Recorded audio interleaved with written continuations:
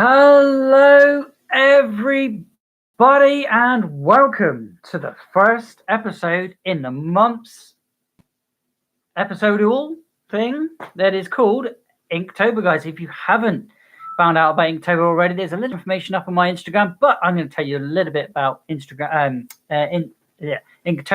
to begin with. We have got a whole month's set of prompts from over on Inktober, guys. If you want to find them out, go and check them out over on again on the Instagram. All prompts are available, but today's is going to be ring, because that is the first prompt. And if you guys want to join in the chat, you can do. I am going to be listening to some thing very much related to rings, as there is only one ring to really rule them all. I was going to do a ringing telephone, then I thought a ringing bell, then I thought to myself, why be so brash and go outside things? Let's keep to what I know, and do some pop culture. I'll try and get off pop culture as much as possible, but I couldn't think of anything else to do other than to do rings, to do with rings, as I've made a few out of polymer clay in previous episodes. If you want to go and check out how I did these and how I painted them and things, there are for another time. These are my hand supports, which I made for drawing and for gaming. Oh my god, if you get the gaming thumb or you get the gaming finger like then you want to check how I made these ones out, guys, as they really do support your hand as you go, because I'm wearing my hand support because I know this is going to take me a long time. We're not going to be sketching, because every single normal time when I first start a picture, it's a sketch, and I'll sketch that in pencil. But because it's Inktober, guys, the rules are use ink and ink only. You can sketch, they say, but I'm kind of thinking that's a bit of a cop-out. So I'm going to be using nothing but ink. I'm going to be using my favorite 7.0 inking pen. I'm going to be using my sketchy pen for fatter lines, and for blendable for fat lines, I will be using my Scribbler. I'm not sure what the rules are on putting color, because obviously that is also ink as well. Got all my ink pens, and we've got my Copic markers. They're a different kind of ink, so I don't know if they count. So I'll check up on the rules on that. But today I've got a picture here, which I'm going to be trying to draw. As you all know, guys, I generally use as some sort of reference if I don't really have an idea, or if I don't think I don't know what really draw. I get myself a reference and I have a go at drawing that. And that's because I'm going to be using pen. I kind of wanted a reference that I would be able to draw. And there you go. That's what we're going to be trying to draw today, guys. We're going to be getting Gollum, and he's going to be holding the one ring to rule them all. So I'll be trying to draw a hand as well as Gollum's face around inside in the ring.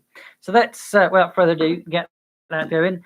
We won't be listening to music today, guys, but we will. That's the first page there. It's I've got a little got to tell them where I got my book from. Weston and Newton. If you guys want to go and check out their website, you can do. They are awesome. Go and check them out. They've got hundreds of different kinds, styles of books. You can get painting books. You can get sketchy books. You get small, big. I think it goes from A5 to A3, I believe. Maybe even A1. I'm not sure, but I don't think you can get an A1 sketchy book. It's more of a pad or canvases. You can get our canvases, all sorts, guys. But yeah, go and check them out. They are awesome.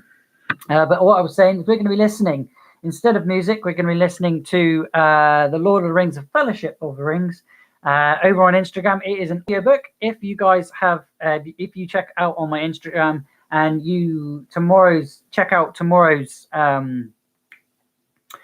theme, or the prompt. I'm calling them themes, but the prompt is going to be something else. I will be listening to something each day as well. If I can't find a reference type thing to listen to, then I will be doing something more so like an audiobook or a comic book, or if I can't find anything, really can't find anything, I will just listen to some good music. Let me know when you've seen those prompts over on my Instagram, or in the chat, in the comments down below, where you can leave me a comment on what you want to listen to, because this is for you as much as it is for me, because it is Inktober. I am going to be doing this every single day of October. So that means I'm going to be here on Mondays, Tuesdays, Wednesdays, Thursdays, Fridays, Saturdays, and Sundays. Every day I'll be drawing a little doodle. If it isn't an epic drawing, it will just be something that's on point and something that'll fit towards the prompt of the day.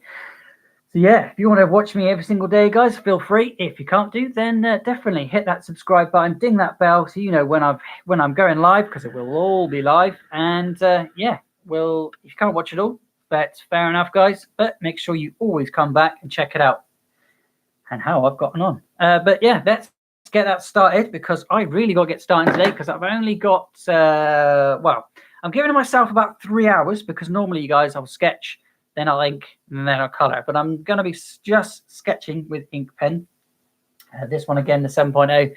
And yeah, I'm going to start out that one. I'm not going to use pencil, so I am a little bit worried, because generally I'll sketch something out, and then I will I'll draw over what I've already sketched. As the sketches, as you know, it's a sketch. It's a rough version of what you're already drawing. I think this would be better on its side, because I'm going to be drawing something like that there. So we're going to be doing Gollum's hand, probably his thumb and his finger. Why are you doing that? Go away. No, not go away. Right, okay, you're not going to work. Never mind. So yeah, I want to see that hand. Why is it doing that? Why are you doing that? New phone, still don't know how it all works. It's gone to, there we go. Now you can see it. But yeah, that's what I'm going to be drawing. I'll be doing a ring, as there is only one ring to listen to. So I'm going to get that going, guys. Get myself a little bit more prepared and prepped up. Get myself a coffee. I say coffee, I've already got coffee. Get myself a sip of coffee. But you guys, let me know if you can hear this okay. If you cannot hear this, it is really important that you guys tell me. I can't hear it. Well, I can hear it, but I can't hear that you because if you get loads of echo. So let me know if you can hear this, guys, and enjoy the story as I draw. The Lord of the Rings by J.R.R. Tolkien.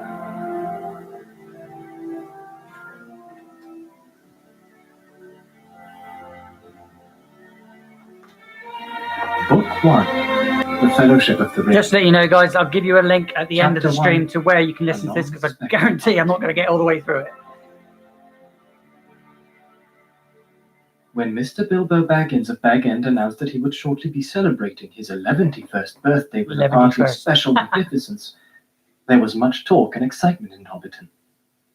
Bilbo was very rich and very peculiar, and had been the wonder of the Shire for 60 years, ever since his remarkable disappearance and unexpected return. The riches he had brought back from his travels had now become a local legend, and it was popularly believed, whatever the old folk might say, that the hill at Bag End was full of tunnels stuffed with treasure. And if that was not enough for fame, there was also his prolonged vigor to marvel at. Time wore on, but it seemed to have little effect on Mr. Baggins. At 90, he was much the same as 50. At 99, they began to call him well-preserved, but unchanged would have been nearer the mark. There were some that shook their heads and thought this was too much of a good thing. It seemed unfair that anyone should possess, apparently, perpetual youth, as well as reputedly inexhaustible wealth. "It'll have to be paid for," they said. "It isn't natural, and trouble will come of it." But so far, trouble had not come, and as Mr. Baggins was generous with his money, most people were willing to forgive him his oddities and his good fortune. He remained on visiting terms with his relatives, except, of course, the Sackville Bagginses, and he had many devoted admirers among the hobbits of poor and unimportant families. But he had no close friends, until some of his younger cousins began to grow up. The eldest of these, and Bilbo's favourite, was young Frodo Baggins. When Bilbo was 99, leaving me messages. he adopted Frodo Tell them not as his to when heir I'm live, and brought him to guys. live Leave at them. Bag End. This is personal And the messages, hopes of not the Sackville you guys Bagginses talking to me on stream. were finally dashed. Bilbo and Frodo happened to have the same birthday, September the 22nd. "You had better come and live here, Frodo, my lad," said Bilbo one day, "and then we can celebrate our birthday parties comfortably together." At that time, Frodo was still in his tweens, as the hobbits called the irresponsible 20s between childhood and coming of age at 33.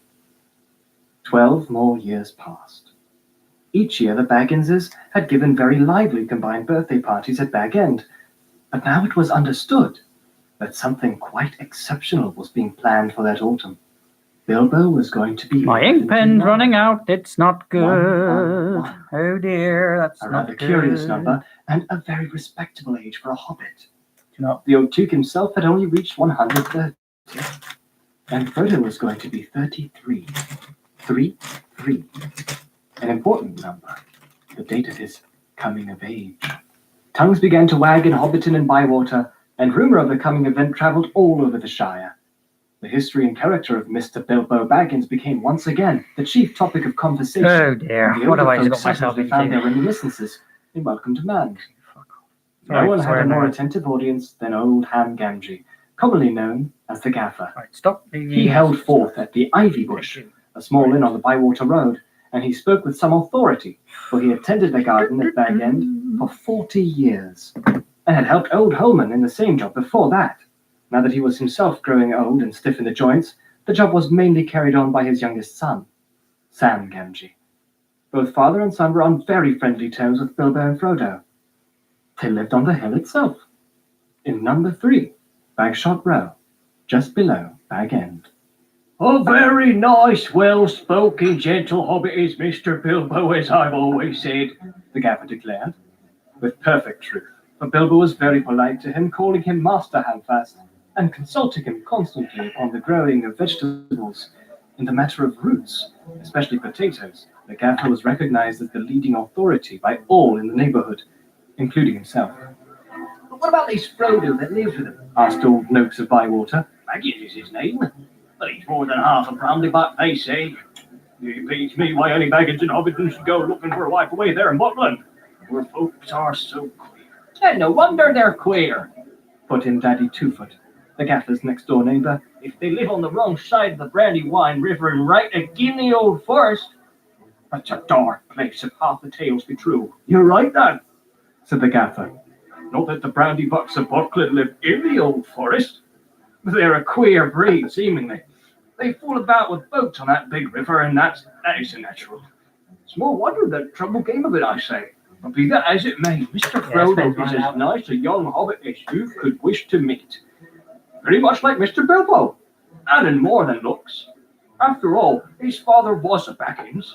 A decent, respectable hobbit was Mr. Drogo Baggins. Well, there never was much to tell of him. Just for a reference, guys, for future reference, that's the pen I'm using there. Said several voices. You get a pack of They 3. had heard this and Nice and other cheap. darker rumors before. Update yourself. It's not too late But to hobbits start. have a passion for family history. That pen's no good. No, I could probably use that, but you can see it's starting to run out in bits, and it's doing my head So in. they So say. I'm going to start a new pen. Said the Gaffer. New page, new You pen. see, Mr. Drogo, he married poor Miss Primula Brandybuck. She was our Mr. Bilbo's first cousin on her mother's side, her mother being the youngest of the old Duke's daughters, and Mr. Drogo was his second cousin. So Mr. Frodo is his first and second cousin, once removed either way, as the saying is, if you follow me. And Mr. Drogo was staying at Brandy Hall with his father-in-law, old Master Gorboduc, as he often did after his marriage, him being partial to his victuals, and old Gorboduc keeping a mighty generous table. He went out boating on the Brandywine River, and he and his wife were drowned, and poor Mr. Frodo, only a child and all. I've heard they went on the water after dinner in the moonlight, said old Noakes. And it was Drogo's weight that sunk the boat. And I heard she pushed him in, and he pulled her in after him. Said Sandyman, the Hobbiton miller. You shouldn't listen to all you hear, Sandyman. Said the Gaffer, who did not much like the miller. There isn't no call to go talking of pushing and pulling. Boats are quite tricky enough for those that sit still without looking further for the cause of trouble. This Mr. Frodo left an orphan and stranded, as you might say, among those queer Buckland. Oh, come on. Oh, a regular warrior by all accounts. Old Master Gorboduc never had fewer than a couple of hundred relations in place. Mr. Bilbo never did a kinder deed than when he brought the lad back to live among decent folk. But I reckon it was a nasty shock for those Sackville Bagginses. They thought they were going to get back again that time when he went off and was thought to be dead. And then he comes back and orders them off. And goes on living and never looking a day older, bless him. And suddenly he produces an heir. And as all the papers made out proper, the Sackville Bagginses will never see the inside of back in now. Or just we hope not. There's a tiny bit of money tucked away up there, I hear tell, said a stranger, a visitor on business from Michael Delving in the West Farthing. Oh, the top of your hill is full of tunnels packed with chests of gold and silver and jewels, by what I've heard. Then you've heard more than I could speak to, answered the gaffer. I know nothing about jewels. Mr. Bilbo's free with his money, and there seems no lack of it. If you remember how I know showed you how to draw eyes, nose, and mouth, then I'm going to use those skills that I've taught you to redo here. I've not long come prentice to old If you want to find out where they are in the Creation Station playlist. Helping him to keep folks from trampling and traipsing all over the garden while the sale was on. And in the middle of it all, Mr. Bilbo comes up the hill with a pony and some mighty big bags and a couple of chests. I don't doubt they were mostly full of treasure he had picked up in foreign parts, where there be mountains of gold, they say. But there wasn't enough to fill tunnels. But my lad Sam, we'll know more about that. He's in and out of Bag End. Crazy about stories of the old days, he is. And he listens to all Mr. Bilbo's tales. Mr. Bilbo has learned him his letters, meaning no harm, mark you, and I hope no harm will come of it. Cows and dragons, I says to him, cabbages and potatoes are better for me and you. Don't go getting mixed up in the business of your betters, or you'll land in trouble too big for you, I says to him. And I might say it to others, he added with a look at the stranger and the miller. But the gaffer did not convince his audience. The legend of Bilbo's wealth was now too firmly fixed in the minds of the younger generation of hobbits. Ah, but he has likely enough been added to what he brought here first, argued the miller, voicing common opinion. He's often away from home. And look at the outlandish folk that visit him. Dwarves coming at night, and that old wandering conjurer, Gandalf and all. You can say what you like, Gaffer, but Bag End's a queer place. And its folk are queerer. And you can say what you like about what you know no more than you do about it, Mr. Sandy, retorted the gaffer, disliking the miller even more than usual. If that's being queer, then we could do with a bit more queerness in these parts. There's some not far away that wouldn't offer a pint of beer to a friend if they lived in a hole with golden walls. But they do things proper at Bag End. Our Sam said that everyone's going to be invited to the party. And there's going to be presents. This looks so bad. Presents for all. This very month, that is. Huh. Oh, dear. That very month was September, and as fine as you could ask. A day or two later, a rumor, probably started by the knowledgeable Sam, was spread about that there were going to be fireworks. Fireworks, what is more, such as had not been seen in the Shire for nigh on a century. Not indeed since the old Duke died. Fine. Days passed, and the day drew nearer. An odd-looking wagon, laden with odd-looking packages, rolled into Hobbiton one evening and toiled up the hill to Bag End. The startled hobbits peered out of lamplit doors to gape at it. It was driven by outlandish folk, singing strange songs, dwarves with long beards and deep woods. A few of them remained at Bag End. At the end of the second week in September, a cart came in through Bywater from the direction of the Brandywine Bridge in broad daylight. An old man was driving it all alone. He wore a tall, pointed blue hat, a long grey cloak, and a silver scarf. He had a long white beard and bushy eyebrows that stuck out beyond the brim of his hat. Small hobbit children ran after the cart all through Hobbiton and right up the hill. It had a cargo of fireworks, as they rightly guessed. At Bilbo's front door, the old man began to unload. There were great bundles of fireworks of all sorts and shapes, each labelled with a large red Fëanorian G and the elf rune G. That was Gandalf's mark, of course, and the old man was Gandalf the Wizard, whose fame in the Shire was due mainly to his skill with fires, smokes, and lights. His real business was far more difficult and dangerous, but the Shire folk knew nothing about it. To them, he was just one of the attractions of the party, hence the excitement of the Hobbit children. "G for grand!" they shouted, and the old man smiled. They knew him by sight, though he only appeared in Hobbiton occasionally and never stopped long. But neither they nor any but the oldest of their elders had seen one of his firework displays. They now belonged to the legendary past.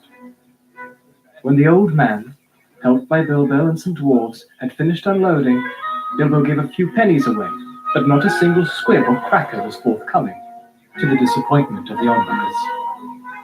Run away now, Said Gandalf. and you will get plenty when the time comes. Then he disappeared inside with Bilbo, and the door was shut.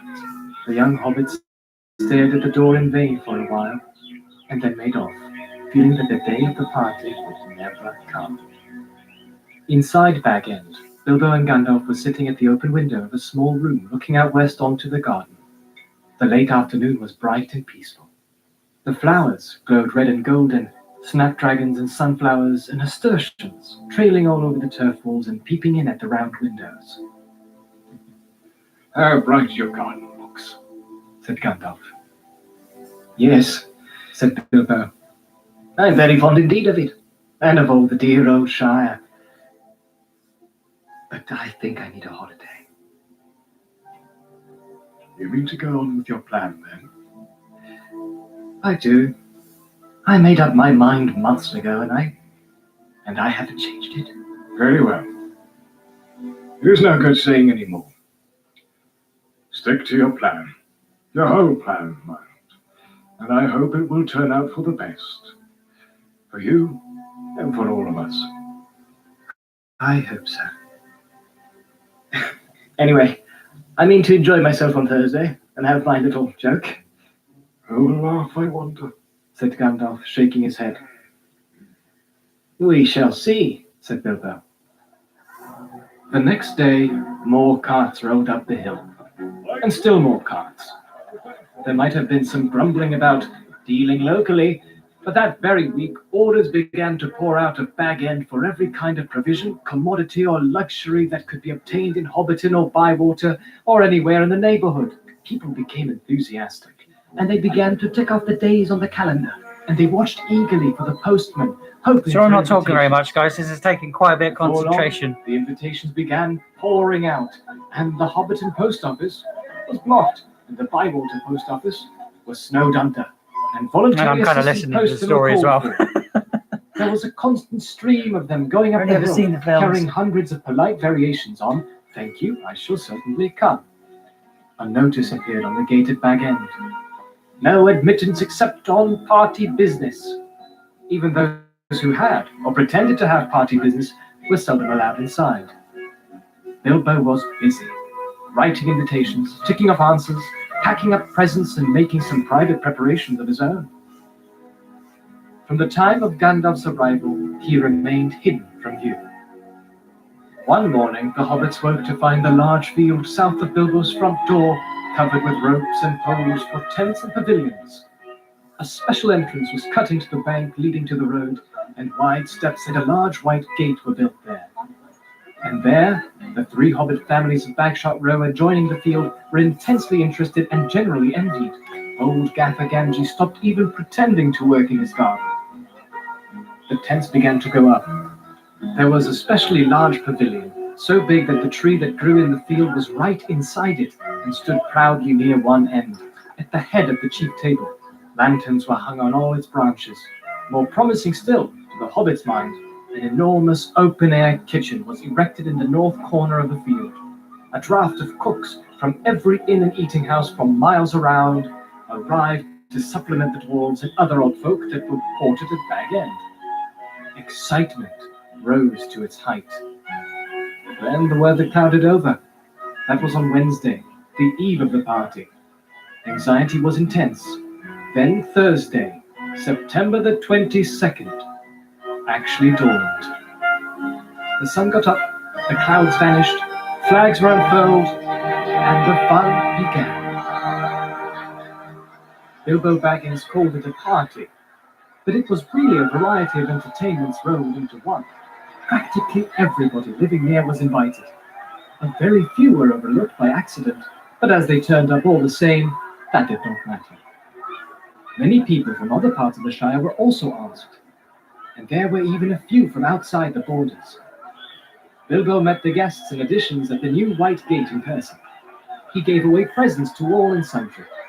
The latter were those who went out again by a back way and came in again by the gate. Hobbits give presents to other people on their own birthdays. Not very expensive ones as a rule, and not so lavishly as on this occasion. But it was not a bad system. Actually, in Hobbiton and Bywater, every day in the year, it was somebody's birthday, so that every hobbit in those parts had a fair chance of at least one present at least once a week. But they never got tired of them. On this occasion, the presents were unusually good. The Hobbit children were so excited that for a while they almost forgot about eating. There were toys the like of which they had never seen before, all beautiful, and some obviously magical. Many of them had indeed been ordered a year before, and had come all the way from the mountain and from Dale, and were of real dwarf make. When every guest had been welcomed and was finally inside the gate, there were songs, dances, music, games, and of course, food and drink. There were 3 official meals: lunch, tea, and dinner, or supper. But lunch and tea were marked chiefly by the fact that at those times all the guests were sitting down and eating together. At other times, there were merely lots of people eating and drinking, continuously from 11:30 until 6:30, when the fireworks started. The fireworks were by Gandalf. They were not only brought by him, but designed and made by him. I don't really like, well, saying it, Cornish people and Cornish English people are very, very similar to Hobbits. When they say lemonses and extra teas, we say that. Torches, dwarf It's like, candles, we're gonna have supper. No, we're gonna have lunch. We're gonna have a snack. They were all Gotta have those superb. 6 snacks a day, as well as tea, as well as dinner. Don't forget lunch and brunch and second lunch There were rockets, Extra and the flight of breakfast. scintillating birds singing with sweet voices. and fourth tea. There were green trees with trunks of dark smoke. Their leaves opened like a whole spring unfolding in a moment, and their shining branches Very dropped proud to be glowing Cornish. flowers down upon the astonished hobbits, disappearing with a sweet scent just before they touched their upturned faces. There were fountains of butterflies that flew, glittering into the trees. There were pillars of coloured fires that rose and turned into eagles, or sailing ships, or a phalanx of flying swans. There was a red thunderstorm and a shower of yellow rain. There was a forest of silver spears that sprang suddenly into the air with a yell like an embattled army, and came down again into the water with a hiss like 100 hot snakes. And there was also one last surprise. In honor of Bilbo, and it startled the hobbits exceedingly, as Gandalf intended. The lights went out. A great smoke went up. It shaped itself like a mountain seen in the distance, and began to glow at the summit. It spouted green and scarlet flames. Out flew a red golden dragon, not life-size, but terribly lifelike. Fire came from its Using a little jaws. different techniques. I'm probably going to shake this with the same techniques that I normally use, guys. Keep tuned for that one. I'm trying to be here for about 3 hours to get this completely finished, all in one go on this day today. Passed like an express train, turned a somersault, and burst over Bywater with a deafening explosion.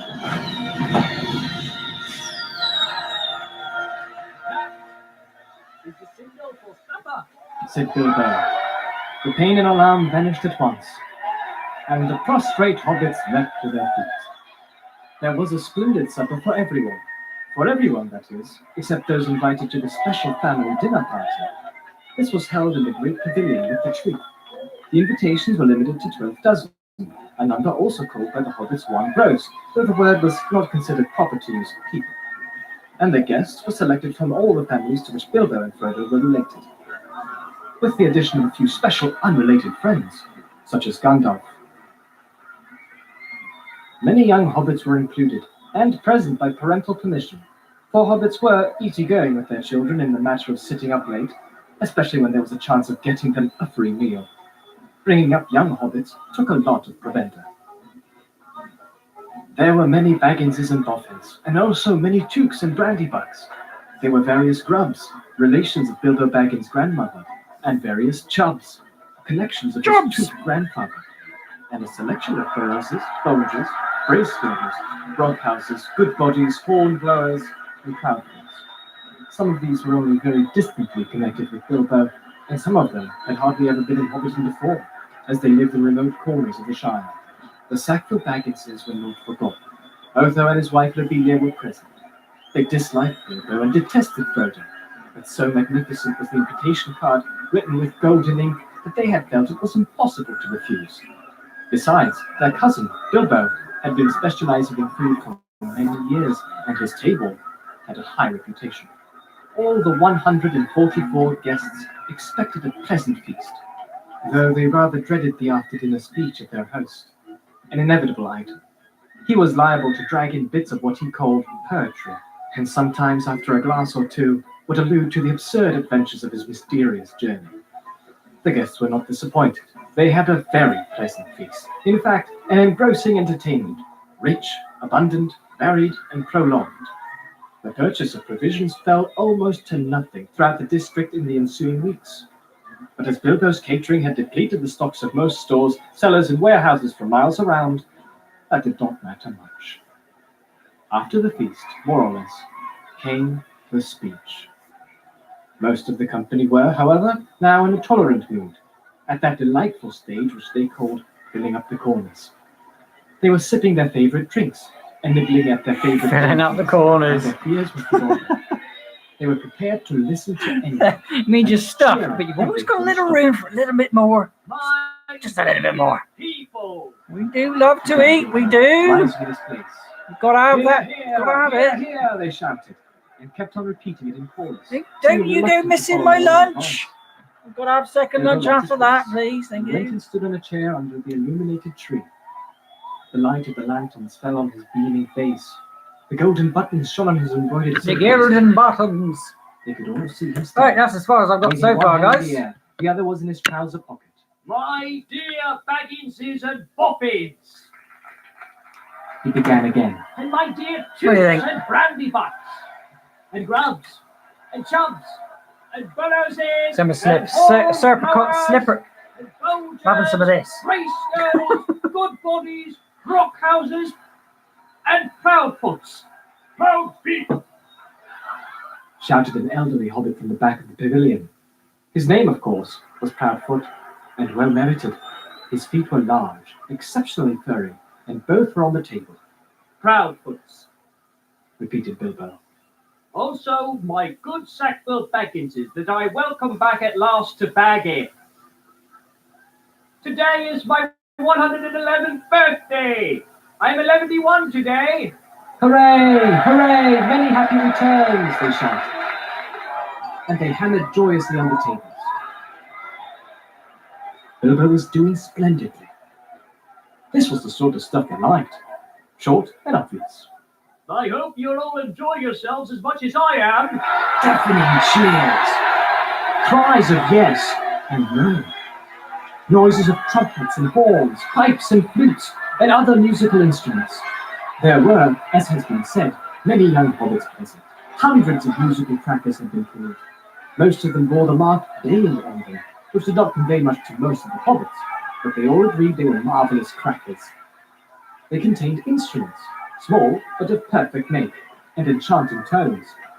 Indeed, Just trying to think where I can one count the corner, light some source of the coming young from. Dukes and Brandybucks Obviously, you've got the light source coming from on the picture here, but now got up an impromptu orchestra. we've and got began the a main merry picture dance done. tune. Master Everard Duke and Miss Melilot Brandybuck I want were on the to table, add and some with shading bells in their here. hands So yeah, began we've to got a hell of a lot of dance shading around the brilliantly. eyes, as you can see A here. pretty dance, but rather vigorous. Maybe some around the But hands Bilbo had not and stuff finished. like that. So we'll see what shading I can put in. You know what I'm going to be using. It ain't going to be pencil. The noise Give me subsided. my shady pencil, I my shall pen not even. keep you long. He cried. Cheers from all the assembly. With my fat end and my have thin end, called you all together. where I use this For a as, because it's purpose. running out, it works Something really well, reminded like you a this shady morning. pencil. Like if you do It it was lightly, it does almost real silence. lightly. If you do it darker, And one or and two you of can the have Dukes pricked obviously up their thicker ears. lines with Indeed, either for this three pen, purposes. this pen, or a Sharpie. This First of all, Sharpies and these to are tell not you the same that I am pen. This one's a immensely Copic fond marker, of you which means all, it's alcohol and that based. 11 Whereas this one years is too Sharpie, short it's a permanent time to marker, labour but on it's such excellent and admirable hobbies. it's more of a felt pen, I think. Not Tremendous felt, outburst just of like approval. an ink that, yeah, just I don't know, I don't know what kind half of ink it you is, half actually. as well as I should I always like, just called it felt ink. and I like less than half It's of not you pen half ink. as well as It's you different ink. deserve. I don't know. It's very watery. This was unexpected and rather difficult. There was some scattered clapping, but most of them were trying to work it out and see if it came to a compliment. Secondly, to celebrate my birthday, Cheers again. I should say our birthday, for it is, of course, also the birthday of my heir and nephew, Frodo. He comes of age and into his inheritance today. Some perfunctory clapping from the elders, and some loud shouts of Frodo, Frodo, jolly old Frodo from the juniors. The Sackville Bagginses scowled and wondered what was meant by coming into his inheritance. Together, we score 144. Your numbers were chosen to fit this remarkable total. One gross, if I may use the expression. No cheers. This was ridiculous. Many of his guests, and especially the Sackville Bagginses, were insulted, feeling sure they had only been asked to fill up the required number, like goods in a package. One gross indeed. Vulgar expression. It is also, if I may be allowed to refer to ancient history, the anniversary of my arrival by Beryl at Esgaroth on the Long Lake. Though the fact that it was my birthday slipped my memory on that occasion, I was only 51 then, and birthdays did not seem so important. The banquet was very splendid, however, though I had a bad cold at the time, I remember, and could only say, "Thank you very much." I now repeated more correctly, "Thank you very much for coming to my little party." Obstinate silence. They all feared that the song or some poetry was now imminent, and they were getting bored. Why couldn't he stop talking and let them drink his health? But Bilbo did not sing or recite. He paused for a moment. Thirdly and finally, He said, I wish to make an announcement. He spoke this last word so loudly and suddenly that everyone sat up who still could. I regret to announce that, though, as I said, 11 years is far too short a time to spend among you. This is the end. I am going. I am leaving now. Goodbye. He stepped down and vanished. There was a blinding flash of light, and the guests all blinked. When they opened their eyes, Bilbo was nowhere to be seen. 144 flabbergasted hobbits sat speechless. Old Odo Proudfoot removed his feet from the table and stamped. Then there was a dead silence, until suddenly, after several deep breaths, every Baggins, Boffin, Tube, Brandybuck, Grubb, Chubb, Burrows, Bulger, Bracegirdle, Brockhouse, Goodbody, Hornblower, and Proudfoot began to talk at once. It was generally agreed that the joke was in very bad taste, and more food and drink were needed to cure guests of shock and annoyance. Man, I always said so. Was probably the most popular comment. Even the Tubes, with a few exceptions, thought Bilbo's behavior was absurd. For the moment, most of them took it for granted that his disappearance was nothing more than a ridiculous prank. But old Rory Brandybuck was not so sure. Neither age nor an enormous dinner had clouded his wits, and he said to his daughter-in-law Esmeralda, There's something fishy in this, my dear. I believe that mad Baggins is off again. Silly old fool, but why worry? He hasn't taken the victuals with him. He called loudly to Frodo to send the wine round again. Frodo was the only one present who had said nothing. For some time he had sat silent beside Bilbo's empty chair and ignored all remarks and questions. He had enjoyed the joke, of course, even though he had been in the know. He had difficulty in keeping from laughter at the indignant surprise of the guests, but at the same time he felt deeply troubled. He realized suddenly that he loved the old hobbit dearly. Most of the guests went on eating and drinking, and discussing Bilbo Baggins' oddities, past and present, but the Sackville Bagginses had already departed in wrath. Frodo did not want to have any more to do with the party. He gave orders for more wine to be served. Then he got up and drained his own glass silently, to the help of Bilbo, and slipped out of the pavilion. As for Bilbo Baggins, even while he was making his speech, he had been fingering the golden ring in his pocket, his magic ring that he had kept secret for so many years. As he stepped down, he slipped it on his finger, and he was never seen by any hobbit in Hobbiton again. He walked briskly back to his home, and stood for a moment listening with a smile to the din in the pavilion and to the sounds of merrymaking in other parts of the field. Then he went in. He took off his party clothes, folded up and wrapped in tissue paper his embroidered silk waistcoat, and put it away. Then he put on quickly some old untidy garments, and fastened round his waist a worn leather belt. On it he hung a short sword in a battered black leather scabbard. From a locked drawer, smelling of old mothballs, he took out an old cloak and hood. They had been locked up as if they were very precious, but they were so patched and weather-stained that their original color could hardly be guessed. It might have been dark green. They were rather too large for him. He then went into his study, and from a large strong box took out a bundle wrapped in old cloths, and a leather-bound manuscript, and also a large, bulky envelope. The book and bundle he stuffed into the top of a heavy bag that was standing there, already nearly full. Into the envelope he slipped his golden ring, and its fine chain, and then sealed it, and addressed it to Frodo.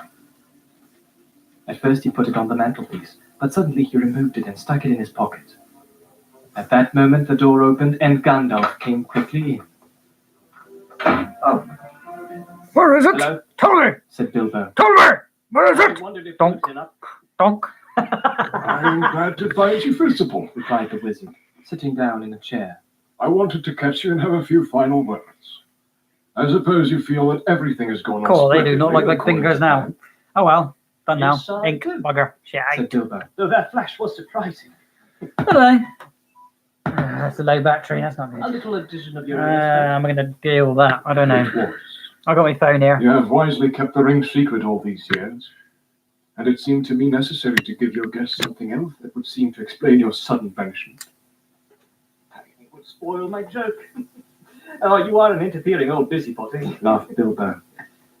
But I expect you know best, as usual. I do, when I know anything. But I don't feel too sure about this whole affair. It has now come to the final point. You've had your joke, no longer offended most of your relations, and given the whole Shire something to talk about for 9 days, or 99 more likely. Are you going any further? Yes, I am.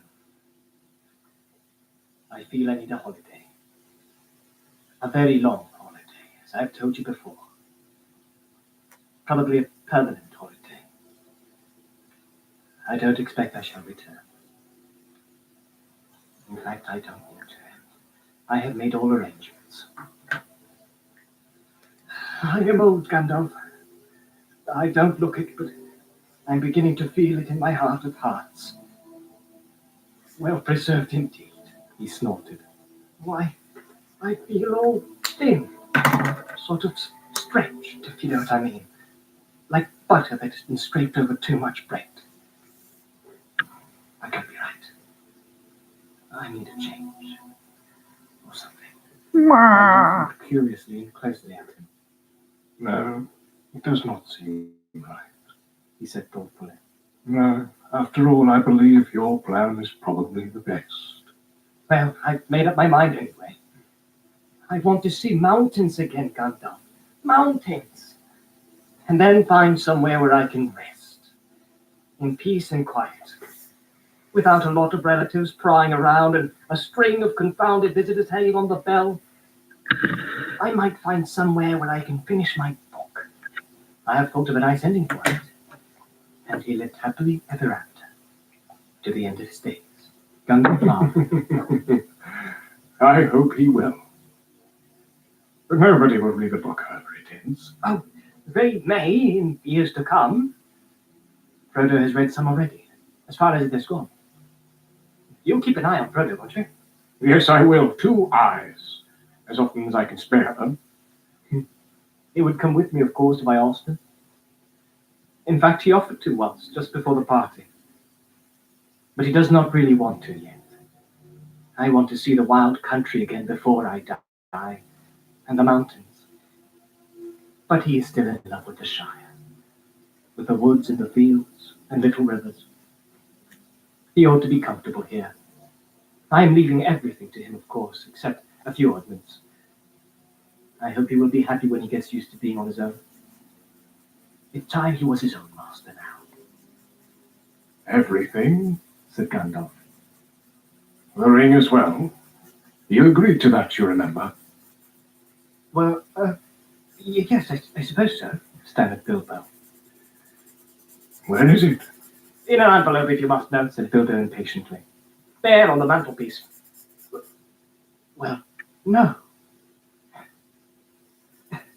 Here it is in my pocket. He hesitated.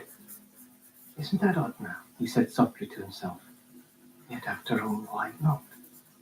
Why shouldn't it stay there? Gandalf looked again very hard at Bilbo, and there was a gleam in his eyes. I think, Bilbo, He said quietly. I should leave it behind. Don't you want to? Well, yes. And no. Now it comes to it, I don't feel like parting with it at all, I might say. I don't really see why I should. Why do you want me to? He asked, and a curious change came over his voice.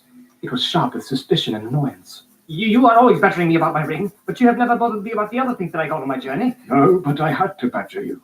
said Gandalf. I wanted the truth. It was important. Magic rings are, well, magical, and they are rare and curious. I was professionally interested in your ring, you may say, and I still am. I should like to know where it is if you go wandering again. Also, I think you have had it quite long enough. You don't need it anymore, Bilbo, unless I am quite mistaken. Bilbo flushed, and there was an angry light in his eyes. His kindly face grew hard. Why not? He cried.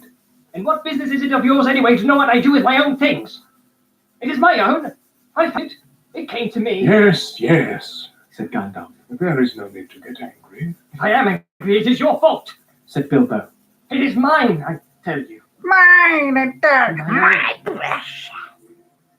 My precious. Yes, my precious. The wizard's face remained grave and attentive, and only a flicker in his deep eyes showed that he was startled and indeed alarmed. It has been called that before, He said. but not by you. But I say it now, and why not? Even if Gollum said the same once, it's not his now, but mine. I shall keep it, I say. Gandalf stood up. He spoke sternly. You will be a fool if you do, Bilbo. He said. You make that clearer in every word you say. It has got far too much hold on you. Let it go, and then you can go yourself and be free. I'll do as I choose and go as I please, said Bilbo obstinately. Now, my dear Hobbit, Said Gandalf. all your long life we have been friends. And you owe me something. Come, do as you promised. Give it up. Well, if you want my ring yourself, say so, cried Bilbo. But she won't get it. I won't give my precious away, I tell you. His hand strayed to the hilt of his small sword. Gandalf's eyes flashed. It will be my turn to get angry soon. He said.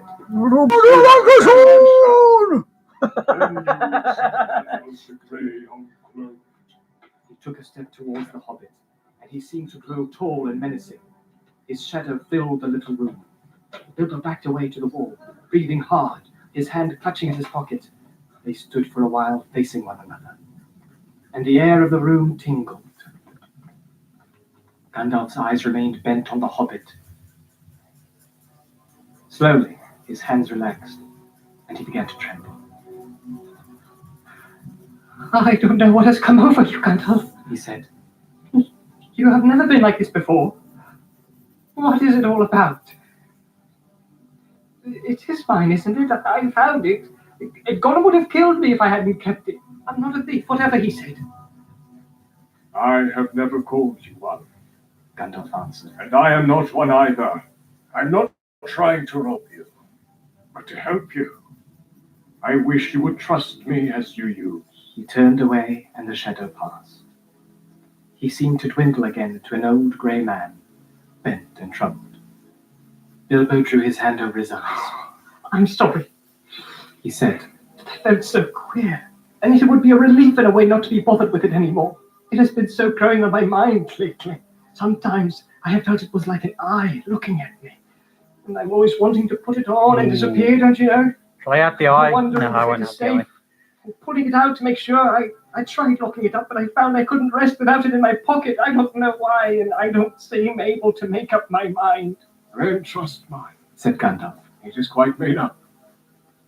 Go away and leave it behind.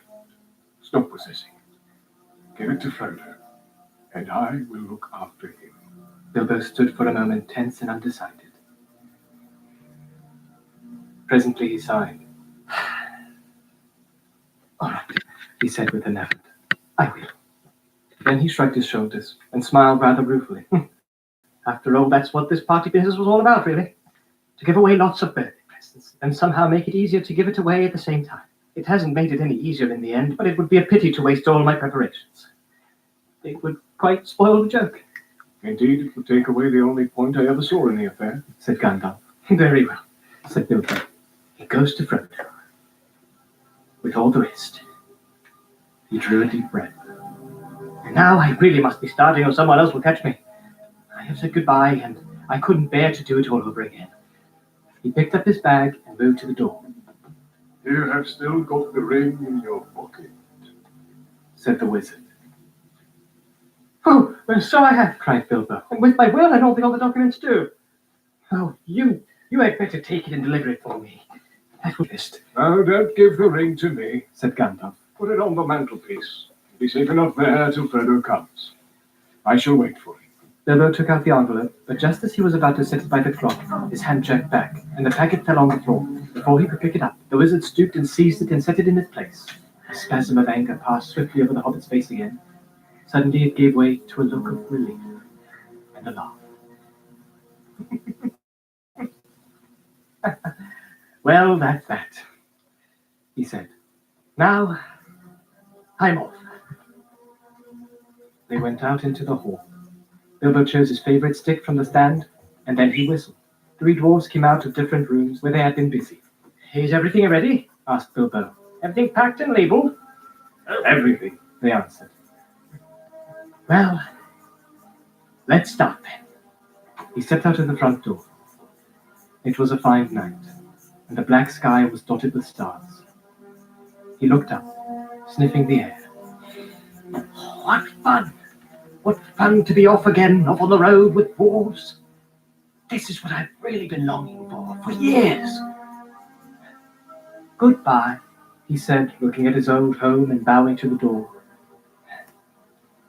Goodbye, Gandalf. Goodbye for the present, Bilbo. Take care of yourself. You are old enough, and perhaps wise enough. Take care. Don't care. Don't you worry about me. I'm as happy now as I have ever been, and that is saying a great deal. But the time has come. I am being swept off my feet at last, he added, and then in a low voice, as if to himself, he sang softly in the dark. The road goes ever on and on, down from the door where it began. Now far ahead the road has gone, and I must follow if I can, pursuing it with eager feet until it joins some larger way, where many paths and errands meet, and whither then I cannot say. He paused, silent for a moment. Then, without another word, he turned away from the lights and voices in the fields and tents, and followed by his 3 companions, went round into his garden, and trotted down the long sloping path. He jumped over a low place in the hedge at the bottom, and took to the meadows, passing into the night like a rustle of wind in the grass. Gandalf remained for a while staring after him into the darkness. Goodbye, my dear Bilbo. Until I'm off next- reference now, guys. I'm just literally shading in where I think it needs a little bit of shade here and there. What do you think? Let me know in the comment section. How do you reckon I've done for my first go Frodo with came just in soon ink and no afterwards, sketching? and found him sitting in the dark, deep in thought. Me "Has he gone?" cockers. he asked. Tell us what you think. "Yes," answered I gotta Gandalf. know. He has gone at last. I gotta know these I wish- things. You gotta I tell us. hoped until this evening If you that it was don't only tell a us, test," said we Frodo. don't But I know. knew in my heart that he really meant to go. He always used to joke about serious things. I wish I'd come back sooner, just to see him off, I think really he preferred slipping off quietly in the end. said Gandalf. Don't be too troubled. He'll be all right. Now, he left a packet for you. There it is. Frodo took the envelope from the mantelpiece and glanced at it, but did not open it, You'll find his will and all other documents in there, I think. said the wizard. You are the master of Bag End now. And also, I fancy, you will find a golden ring. A ring, exclaimed Frodo. Has he left me that? Wonder why. Still, it may be useful, It may, and it may not. said Gandalf. I should not make use of it, how are you? But keep it secret, and keep it safe. Now, I am going to bed. As master of Bag End, Frodo felt it his painful duty to say goodbye to the guests. Rumors of strange events had by now spread all over the field, but Frodo would only say, "No doubt everything will be cleared up in the morning." About midnight, carriages came for the important folk. One by one they rolled away, filled with full but very unsatisfied hobbits. Gardeners came by arrangement, and removed in wheelbarrows those that had inadvertently remained behind. Night slowly passed. The sun rose. The hobbits rose rather later. Morning went on. People came and began, by orders, to clear away the pavilions and the tables and the chairs, and the spoons and knives and bottles and plates, and the lanterns, and the flowering shrubs in boxes, and the crumbs in cracker paper, the forgotten bags and gloves and handkerchiefs, and the uneaten food, a very small item. Then a number of other people came, without orders. Bagginses and Boffins and Bolgers and Tooks and other guests that lived or were staying near. By midday, when even the best fed were out and about again, there was a large crowd at Bag End, uninvited, but not unexpected. Frodo was waiting on the step, smiling but looking rather tired and worried. He welcomed all the callers, but he had not much more to say than before. His reply to all inquiries was simply this: "Mr. Bilbo Baggins has gone away, as far as I know." Some of the visitors he invited to come inside, as Excuse Bilbo me. had left messages for them. Inside in the hall there was piled a large assortment of packages and parcels, and small articles of furniture. On every item was a label tied. There were several labels of this sort. "For Adelard Duke, for his very own," from Bilbo, on an umbrella. Adelard had carried off many unlabeled ones. "For Dora Baggins, in memory of a long correspondence. With love, from Bilbo," on a large waste paper basket. Dora was Drogo's sister and the eldest surviving female relative of Bilbo and Frodo. She was 99 and had written reams of good advice for more than half a century. "For Milo Burrows, hoping it will be useful, from B.B." on a gold pen and ink bottle. Milo never answered letters. "For Angelica's use, from Uncle Bilbo," on a round convex mirror. She was a young Baggins, and too obviously considered her face shapely. "For the collection of Hugo Bracegirdle," from a contributor, on an empty bookcase. Hugo was a great borrower of books, and worse than usual at returning them. "For Lobelia Sackville Baggins, as a present," on a case of silver spoons. Bilbo believed that she had acquired a good many of his spoons while he was away on his former journey. Lobelia knew that quite well. When she arrived later in the day, she took the point at once. But she also took the spoons. Okay, so there's the reference. This is only a small The full selection of colouring. the I'm not assembled sure if I packages. should colour or not. Again, no, I don't know if it's in the rule. We're in the rule book to actually colour in. It was a tendency of Hobbit homes to But get yeah, there's the reference. for which the custom of giving so many And there's my different picture. presents was largely responsible. Not, of course. What do you because think the pictures there? were Do you all like it? They were one of Let me two know old in the comment records section of down below. places that had You can circulated even all understand around the me. district. The Bilbo had usually given So there's a new reference. presents and kept those that he received. There's my The go. old hole was now being Think filled of a it. little. A little bit more shading on the ring in Every some one of the places. various parting gifts had labels, written out personally by Bilbo, and several had some point or some joke. But of course, most of us were given where they would be wanted and welcome. The poorer hobbits, and especially those of Bagshot Row, did very well. Old Gaffer Gamgee got 2 sacks of potatoes, a new spade, a woolen waistcoat, and a bottle of ointment for creaking joints. Old Rory Brandybuck, in return for much hospitality, got a dozen bottles of Old Wynyards, a strong red wine from the South Farthing, and now quite mature, as it had been laid down by Bilbo's father. Rory quite forgave Bilbo and voted him a capital fellow after the first bottle. There was plenty of everything left for Frodo, and of course all the chief treasures as well as the books, pictures, and more than enough furniture were left in his possession. There was, however, no sign, nor mention of money or jewellery. Not a penny piece or a glass bead was given away. Frodo had a very trying time that afternoon. A false rumour that the whole household was being distributed free spread like wildfire, and before long the place was packed with people who had no business there, but could not be kept out. Labels got torn off and mixed, and quarrels broke out. Some people tried to do swaps and deals in the hall, and others tried to make off with minor items not addressed to them or with anything that seemed unwanted or unwatched. The road to the gate was blocked with barrows and handcarts. In the middle of the commotion, the sack-filled Bagginses arrived. Frodo had retired for a while and left his friend Merry Brandybuck to keep an eye on things. When Otho loudly demanded to see Frodo, Merry bowed politely. He is indisposed. Sorry Lavinia. about Anyway, we want to see him, and we mean to see him. Just go and tell him so. Merry left them a long while in the hall, and they had time to discover their parting gift of spoons. It did not improve their tempers. Eventually, they were shown into the study. Frodo was sitting at a table with a lot of papers in front of him. He looked indisposed to see the sack of baggages at any rate, and he stood up, fidgeting with something in his pocket. But he spoke quite politely. The sackful Bagginses were rather offensive. They began by offering him bad bargain prices, as between friends, or various valuables and unlabeled things.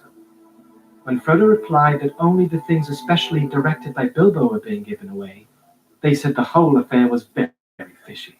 Only one thing is clear to me, Said Otho. and that is that you're doing exceedingly well out of it. I insist on seeing the will. Otho would have been Bilbo's heir, but for the adoption of Frodo. He read the will carefully and snorted. It was unfortunately very clear and correct, according to the legal customs of hobbits, which demand, among other things, 7 signatures of witnesses in red ink. Foiled again. He said to his wife. And after waiting 60 years, spoons, fiddlesticks. He snapped his fingers under Frodo's nose and stumped off. But Lobelia was not so easily got rid of. A little later, Frodo came out of the study to see how things were going on. He found her still about the place, investigating nooks and corners and tapping the floors. He escorted her firmly off the premises after he had relieved her of several small but rather valuable articles that had somehow fallen inside her umbrella. Her face looked as if she was... Okay, I'm going to take a picture of this on my phone in a second, guys, But all 'cause she found to before I do say, any colouring, turning 'cause I round on the step, think was, I'm pretty much done. I'm there with the shading, there with the image that I want to capture, and pretty much they're done with Did you hear that, the Mary? ink part of That was it. an insult Have to you your enjoyed life. it? Let me know in the comment said section Frodo down as he shut the door below. on her. I was And if you made it all this Said far, Mary Brandybuck. you And you so, legend. Of course, not true. Are you enjoying the story in the background? Because there will be another story tomorrow to go with tomorrow's 3 young theme. hobbits, 2 Watlings and a Bolger, who were knocking holes in the walls of one of the cellars. Frodo also had a tussle with young Sancho Proudfoot, old Odo Proudfoot's grandson, who had begun an excavation in a larger pantry, where he thought there was an echo. The legend of Bilbo's gold excited both curiosity and hope, for legendary gold, mysteriously obtained if not positively ill-gotten, is, as everyone knows, anyone's for the finding, unless the search is interrupted. When he had overcome Sancho... What I'll do with this picture, guys, is I will either, well, I will upload it to your Instagram so you can see a full up-close picture. with a better quality the camera, door. really, because the camera I'm Don't open it using, to as you anyone probably today. noticed by now, Not it's even if just you bring a one of those webcams you get. Then he went But to I'll invite also himself take with this the picture. belated Once I've party. got my digital app called Critter back again running on the PC, I will digitize this piece and I will add a whole lot more effects, details, and things like that. But that will definitely be next month, if not the month after that. May even just get it for myself for a Christmas present, because I did have one. I did have Critter, and I did have I got PC, but it will not run the Critter app because it needs at least 32-bit, and I don't think I've got 64-bit, which I don't have in the PC because of my graphics card. It went bust about a couple months back. Half a minute. Cried Frodo, running out of Yeah. the room to the door. Come in, come in. I thought it was Lobelia. And I forgive you, but I saw her some time ago, That's roughly what we've Cried done there. Pony trapped towards Bywater. with a face that would have curdled new milk. She had nearly curdled me, honestly. I nearly tried on Bilbo's ring. I longed to disappear. Don't do that. Said Gandalf, sitting down. Do be careful of that ring, Frodo. In fact, it is partly about that I have come to say a last word. Well, what about it? What do you know already? Only what Bilbo told me. I've heard his story, how he found it and how he used it. On his journey, I mean. Which story, I wonder? Said Gandalf. Oh, not what he told the dwarves and put in his book. Said He Frodo. told me the true story soon after I came to live here. He said you had pestered him till he told you. So I had better know too. No secrets between us, Frodo, he said. But they're not to go any further. It's fine anyway. That's interesting. Said Gandalf. Well, what did you think of it all? If you mean inventing all that about the present, well, I thought the true story much more likely, and I couldn't see the point of altering it at all. It was very unlike Bilbo to do so anyway, and I thought it rather odd. So did I. But odd things may happen to people that have such treasures. If they use them, let it be a warning to you to be very careful with it. It may have other powers than just making you vanish when you wish to. I don't understand. Said Frodo. Neither do I. Answered the wizard. I have merely begun to wonder about the ring, especially since last night. No need to worry, but if you take my advice, you will use it very seldom or not at all. At least I beg you not to use it in any way that will cause talk or rouse suspicion. I say again, keep it safe and keep it secret. You are very mysterious. What are you afraid of? I am not certain, so I will say no more. I may be able to tell you something when I come back. Solomon! So This this is is the the wrong thing I should be shouting. He got up. At once. Cried Frodo. Why, I thought you were staying on for at least a week. I was looking forward to your help. I didn't mean to, but I have had to change my mind. I may be away for a good while, but I'll come and see you again as soon as I can. Expect me when you see me. I shall slip in Expect me when you see me. That's a good I thing shall to say, probably innit? be visiting the Shire Not again. try to see you later. I find It's that I have become expect very- me when you see me. They say I that will most disturbing roll. events I will return. are actually accusing you of spirited Do not Bilbo. touch the ring of power. You want to know? Not very good for you. Supposed to be a plot Oh, no. to get hold of Oh no, there's another ring. Son of a- Oh shit, there's another one. Oh. You're going to check out how I made all these rings again, guys. It is in the creation station where I've made a few rings, some braces for my fingers. But I begin to wish somehow that I had gone to Slip these on a second. So that's, if I was playing the controller, that would be a stopper so my hand wouldn't get so overtired. Goodbye. And also good for resting the controller on. And you know, you slip this one on again. Goodbye. It's a restricting, but it also is really, really good. Turn it around to help that knuckle when you're gaming. These are just prototypes, but I did show you how to use them and when you use them, what happens with your hands and things. Because I don't know about you, but this piece of my finger, this piece of my finger, and these all across here really, really, really hurt. When I'm illustrating or if I'm gaming, especially when I'm gaming with these two fingers and the thumb, it's just going crazy. Not so much on the other hand, but as you know, you use this hand for quite a bit. Well, me personally, because I'm right-handed, use this hand for pretty much everything, drawing as well as gaming. And you know, I'm an art and gaming channel. The second disappearance of Mr. Bilbo I Baggins thought I had was to have a discussed go in making my own Edinburgh rings. Shire for a Oh, that was year loud. and a day. It was remembered much longer than that. And I was going to It sell a became few of these fireside story for young hobbits. And at some eventually, point. Mad Baggins, who used to vanish with a bang and a flash and reappear with bags of jewels and Hand gold, painted, became handcrafted. a favourite character of legend and lived on. If you want long these, after all the they're true more available as soon as I made But them. in the meantime, the general You've got opinion smaller of sizes as Bilbo well for more of a lady's hand, or for a younger person. had at last gone quite mad. These are and more of had a run off band. into the blue.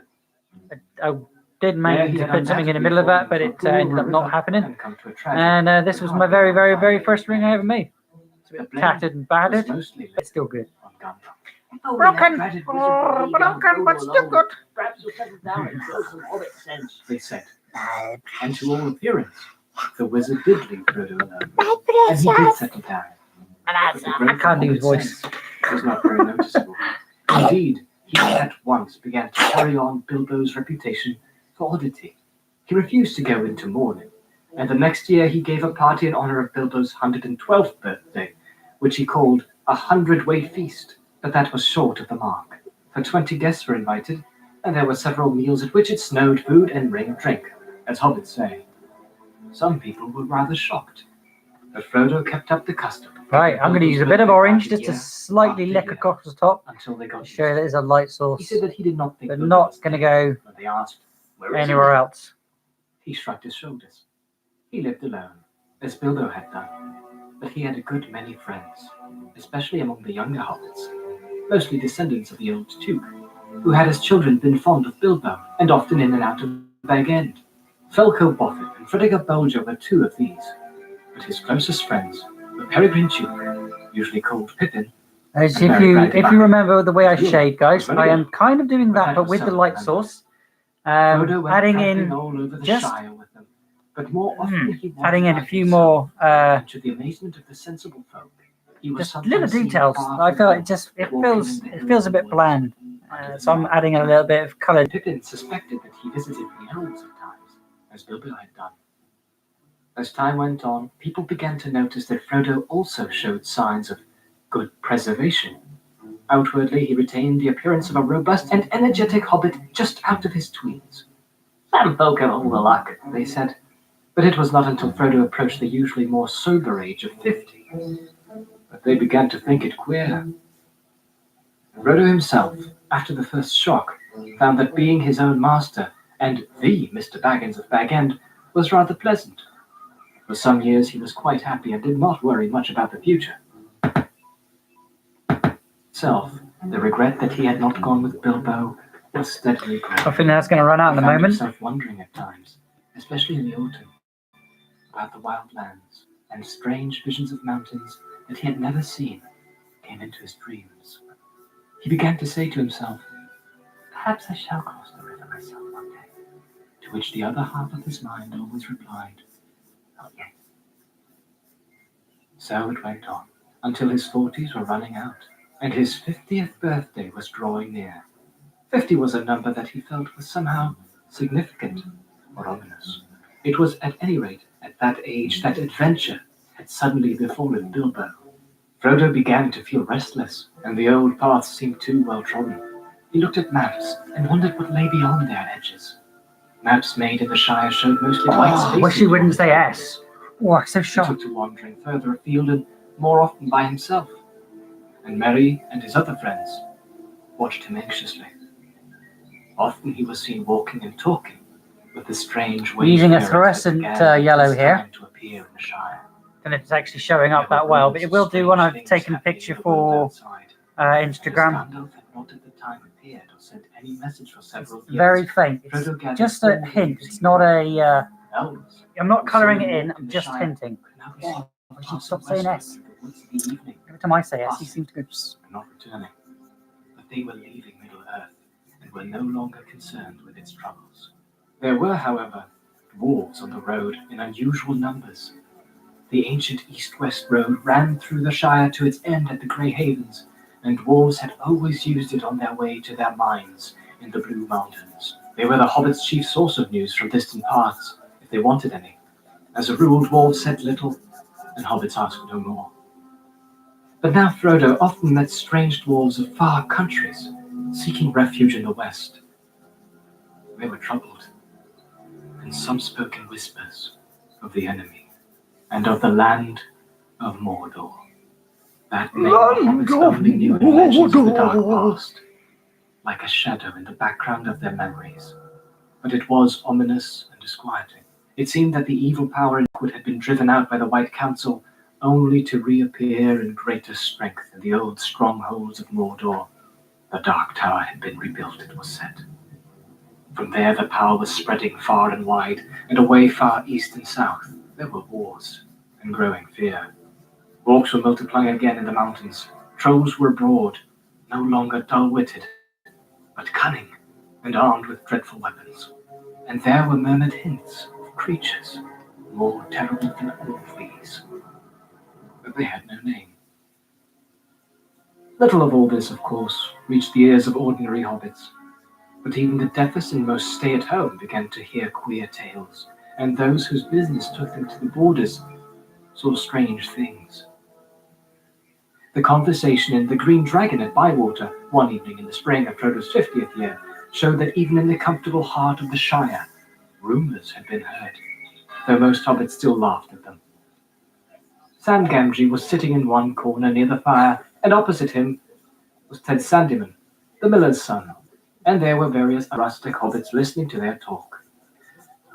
Queer things you do hear these days, to be sure, said Sam. Said Ted. Ah. Listen, and I can hear fireside tales and children's stories at home if I want to. No doubt you can. Retorted Sam. And I dare say there's more truth in some of them than you reckon. Who invented the stories anyway? Take dragons now. No, thank you, Said Ted. I won't. I heard tell of them when I was a youngster, but there's no call to believe in them now. There's only one dragon in Bywater, and that's Green, He said, getting a general laugh. All right. Said Sam, laughing with the rest. But what about these tree men? These giants, as you might call them. They do say that one bigger than a tree was seen up away beyond the North Moors not long back. Who's they? Well, my cousin Hal, for one. He works for Mr. Buffin at Overhill and goes up to the North Farthing for the hunting. He saw one. Did he, perhaps? Your Hal's always saying he's seen things, and maybe he's seen things that ain't there. But this one was as big as an elm tree and walking. Walking 7 yards to a stride if it was an inch. Then I bet it wasn't an inch.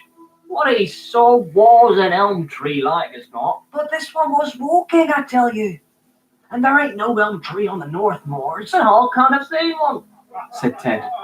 There was some laughing and clapping. The audience seemed to think that Ted had scored a point. All the same, Said Sam. you can't deny that others beside our Hellfasts have seen queer folk crossing the Shire. Crossing it, mind you. There are more that are turned back at the borders. The Bounders have never been so busy before. And I've heard tell that elves are moving west. They do say they're going to the harbours, out away beyond the White Towers. Sam waved his arm vaguely. Neither he nor any of them knew how far it was to the sea, past the old towers, beyond the western borders of the Shire. But it was an old tradition that away over there stood the Grey Havens, from which at times elven ships set sail, never to return. They are sailing, sailing, sailing over the sea. They're going to the west and leaving us. Said Sam, half chanting the words, shaking his head sadly and solemnly. But Ted laughed. Well, that isn't anything new, you believe the old tales. And I don't see what it matters to me or you. Let them sail. But I warrant you haven't seen them doing it, nor anyone else in the Shire. Well, I don't know. Said Sam thoughtfully. He believed he had once seen enough in the woods, and to see more one day. What colour are his eyes? Of all the legends that he had heard in his early years, such fragments of tales and half-remembered stories about the elves as the hobbits knew had always moved him most deeply. There are some, even in these parts, as know the What colour would you say his eyes are? get news of them. He said. The hazel? There's Mr. Baggins now, that I work Greyish? for. He told me Maybe? that they were saying Brownie? he knows a bit about elves. And old Mr. Bilbo knew more. Look the talk that I had with him when I was a little lad. Ah, they're both cracked. Said. At least Bilbo was cracked. Frodo's cracking. If that's where you get your news from, you'll never walk for moonshine. Well, friends, I'm off home. Your good health. He drained his mug and went out noisily. Sam sat silent and said no more. He had a good deal to think about. For one thing, there was a lot to do up in the Bag End garden, and he would have a busy day tomorrow. if the weather cleared. The grass was growing fast, but Sam had more on his mind than gardening. After a while, he sighed, and got up and went out. It was early April, and the sky was now clearing after heavy rain. The sun was down, and a cool, pale evening was quietly fading into the night. He walked home under the early stars through Hobbiton and up the hill, whistling softly and thoughtfully.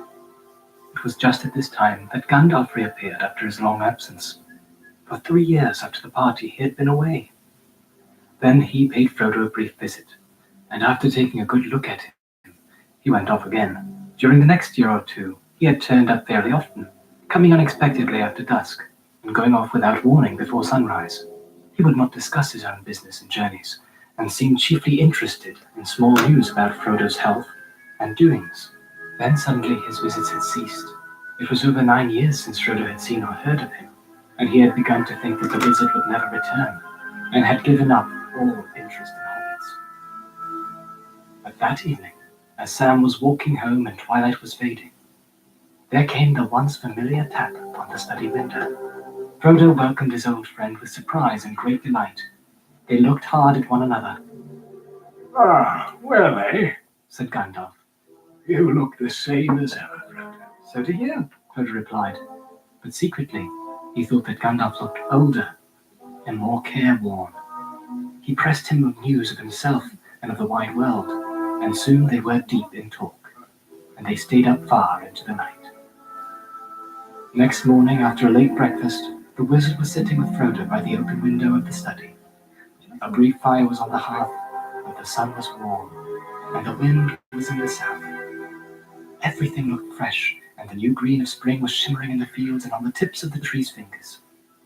Gandalf was thinking of a spring, nearly 80 years before, when Bilbo had run out of Bag End without a handkerchief.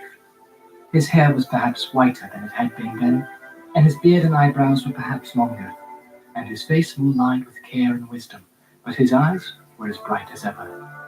And he smoked and blew smoke rings with the same vigor and delight. He was smoking now in silence, for Frodo was sitting still, deep in thought.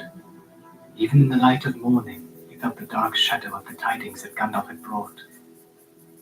At last he broke the silence. Last night you began to tell me strange things about my ring, Gandalf, he said. And then you stopped because you said that such matters were left until daylight. Don't you think you'd better finish now? You say the ring is dangerous. Far more dangerous than I guess. In what way? In many ways. Answered the wizard. It is far more powerful than I ever dared to think at first. So powerful that in the end it would utterly overcome anyone of mortal race who possessed it. It would possess him. In Eregion, long ago, many elven rings were made. Magic rings, as you call them.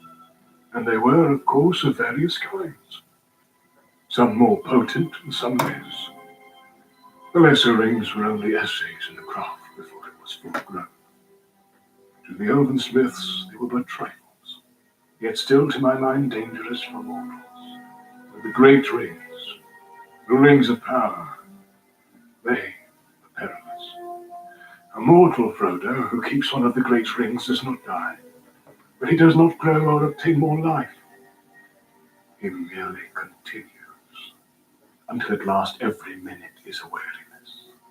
And if he uses the ring to make himself invisible, he fades. He becomes, in the end, invisible permanently, and walks in the twilight under the eye of the dark power that rules the rings. Yes, sooner or later. Later, if he is strong or well-meaning to begin with, but neither strength nor good purpose will last. Sooner or later, the dark power will devour him. How terrifying, said Frodo. There was another long silence. The sound of Sam Gamgee cutting the lawn came in from the garden. I was only cutting the lawn. How long have you known this? Asked Frodo at length. And Don't be hitting me. Don't be hitting me now. Bilbo, you know more than he told you, I am sure, said Gandalf. He would certainly never have passed on to you anything that he thought would be a danger, even though I promised to look after you.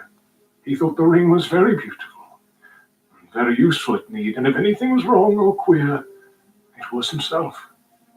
He said that it was growing on his mind, and he was always worrying about it. But he did not suspect the ring itself was to blame. Though he had found out that the thing needed looking after, it did not seem always of the same size or weight. It shrank or expanded in an odd way, and might suddenly slip off a finger where it had been tight. Yes, he warned me of that in his last letter, said Frodo. So I have always kept it on his chain. Very wise, Said Gandalf. but as for his long life, Bilbo never connected it with the ring at all. He took all the credit for that to himself, and he was very proud of it. Though he was getting restless and uneasy, thin and stretched, he said. A sign that the ring was getting control. How long have you known all this? Asked Frodo again. No, Said Gandalf. I have known much that only the wise know, Frodo. But if you mean known about this ring, well, I still do not know, one might say. There is a last test to make. But I no longer doubt my guess. When did I first begin to guess? He mused, searching back in memory. Let me see. It was in the year that the White Council drove the Dark Power from Mirkwood, just before the Battle of Five Eyes, that Bilbo found this ring. A shadow fell on my heart then. I did not know yet what I feared. I wondered often how Gollum came by a great ring, as plainly it was. That at least was clear from the first. Then I heard Bilbo's strange story of how he had warned me, and I could not believe it. When I at last got the truth out of him, I saw at once that he had been trying to put his claim on the ring. Beyond doubt, much like Gollum with his birthday present. The lies were too much alike for Doing my Funko. Clearly the ring had an unwholesome Nothing stopped power over for. that set to work on its keeper at once. That was the first real warning I had that all was not well. I told Bilbo often that such rings were better left. Let's give you a zoom in of the ring that rules them all. There was little else that I could do. I could not take it from him without doing greater harm. So we've done the shading, we've done the inking, we've done the whole of this picture now, guys. I'm just showing you close up of where I've put the tiny little bits of colour where I think it's going to need Who is he? just a little bit of like popping I've out never heard of him before. and stuff like that. Again, I'm not sure if it's in the rule book to colour. I think you can colour as long as it's ink, but yeah, we've done every piece of this in ink. There has not been one piece of pencil added to this, whether it be shading, whether it be sketching out ready, but it's now complete. Great and small is his prophet. So hopefully you have enjoyed this video today, guys, and don't forget to hit subscribe if you're new to the channel, because there will be one picture every day for every prompt of this month in October, because you know by now it is Inktober. Hopefully you have enjoyed it today, guys. If you would like to listen to the rest of this Lord of the Rings story, I will link it in the video down below after the video is gone and processed, so it's available to watch after the live stream today.